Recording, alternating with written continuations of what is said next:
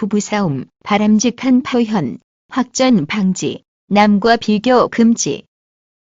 현명한 방법이 바람직한 표현, 부부간의 의사소통에서는 다른 관계에 비하여 말투나 행동에 더욱 신경을 써야 한다. 누구보다 친밀한 관계를 가지는 부부간에는 상대방에 대한 믿음 때문에 말이나 행동의 사소한 실수로도 마음에 큰 상처를 입을 수 있기 때문이다. 부부 관계를 행복하게 유지하기 위해서는 부정적인 표현 언행을 한 후 긍정적인 표현 언행을 여러 번 지속적으로 보여야 전자로 인한 상처가 치유되고 상대방의 사랑에 대한 믿음이 회복될 수 있다. 배우자에게 불만이나 분노가 생겨 부부싸움을 하게 될 때 감정을 최대한 절제하고 긍정적인 표현을 사용하면 말하고자 하는 의도를 보다 효과적으로 전달하게 된다. 이는 상대방이 보다 열린 마음으로 수긍할 수 있는 여지를 마련해준다.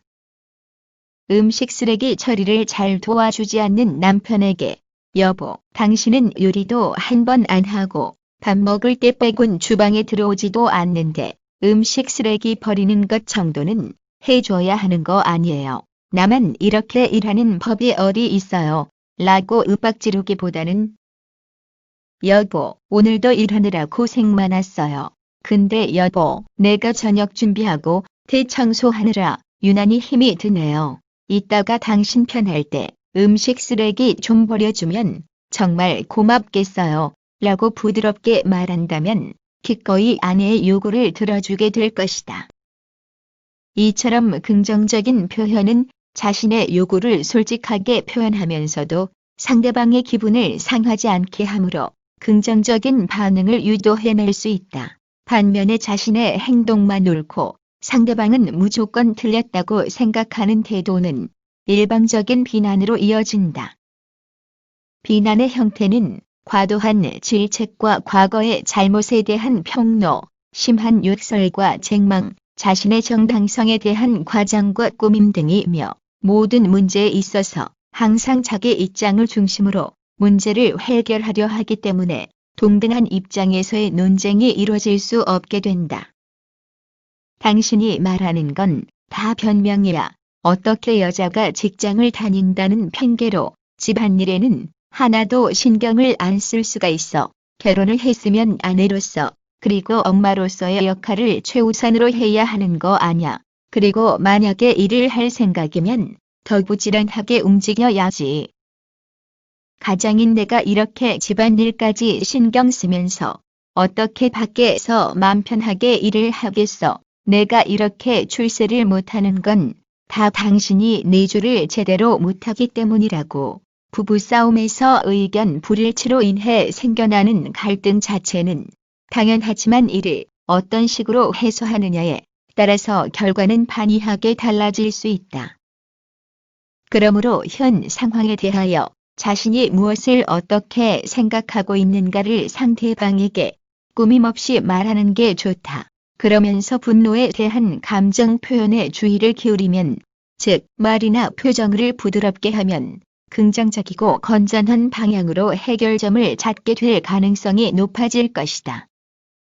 나를 때리려고 하다니 당신은 사람도 아니야. 깡패같이 못됐어. 라고 하지 말고 당신이 나를 때리는 신용을 하는 것은 폭력이고 나의 감정을 악화시키고 문제 해결에 도움이 되지 않아. 라고 말하는 것이다.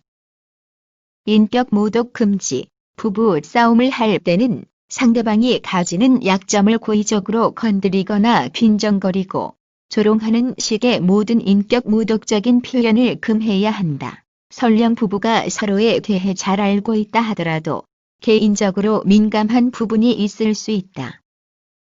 싸운 도중 감정이 격해져서 이를 의도적으로 들추어 수치심을 느끼게 하거나 인격 자체를 무시해버리는 태도는 문제 해결의 모든 기회를 봉인시켜버린다.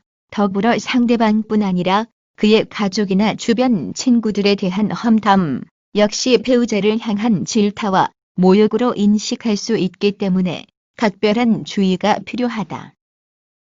확전 방지. 부부간의 사소한 말다툼이 큰 논쟁으로 확대되는 것을 방지하기 위해서는 상대방에게 이기려고 하는 마음과 자존심을 낮출 필요가 있다. 굳이 트집 잡지 않아도 될 일을 꼬투리 잡아 확대해서 해석하고 조금만 양보하면 쉽게 해결할 수 있는 일도 굳이 이겨보겠다고 자존심을 내세우는 경우가 많다. 그러면 상대방도 질세라 같이 맞대응하면서 싸움이 커지고 결국 빈대 잡으려다 초가 삼간 태우는 격이 된다. 어떤 문제를 가지고 다툼을 벌릴 때 두 가지의 형태로 갈등이 깊어지거나 싸움이 커지게 된다. 첫째는 표현이나 말소리를 점점 강하게 하는 것이고, 둘째는 다른 문제로 확대하거나 비약시키는 것이다.